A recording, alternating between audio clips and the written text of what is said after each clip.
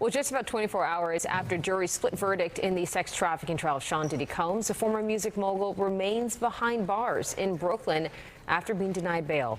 Let's get out to Fox 5's Linda Schmidt, who's live outside the Metropolitan Detention Center. Linda, you were following this yesterday, and now you're back here from the detention center today. So what is next for Diddy? Okay, well, first of all, you just said it there, Bianca. He remains here in the federal prison in Brooklyn, and he's not going to be getting out of here anytime soon. Now, yesterday, the judge had scheduled his sentencing for October 3rd, but then his defense team quickly said they would like to have that moved up. So the judge is having a hearing with them on that issue next week. It's going to be on July 8th, and we're going to have to wait and see what comes out of that. But in the meantime, yesterday, when he was in court yesterday and he heard that he had been acquitted of the more serious charges against him, Diddy clenched his fists underneath the desk where he was sitting, and he shook them in victory. Now go ahead, take a look at this. These are courtroom sketches showing that he then dropped to his knees, put his hands and his head on the chair where he had been sitting, and he appeared to pray.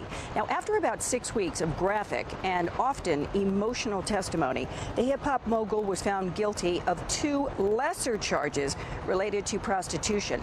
His attorneys then took a victory lap yesterday afternoon outside federal court after the jury determined that federal prosecutors had failed to prove sex trafficking and the top charge of racketeering conspiracy.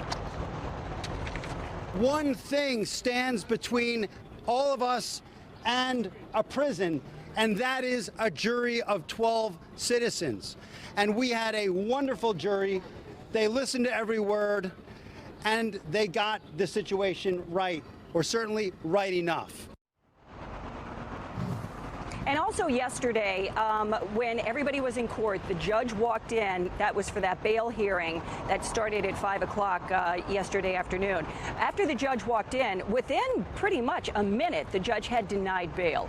And this was the explanation that the judge gave. He said that it was clear that Diddy had had a years-long history of domestic violence, and he said that Diddy was not able to prove to the court that he would not be a danger if he did grant him bail.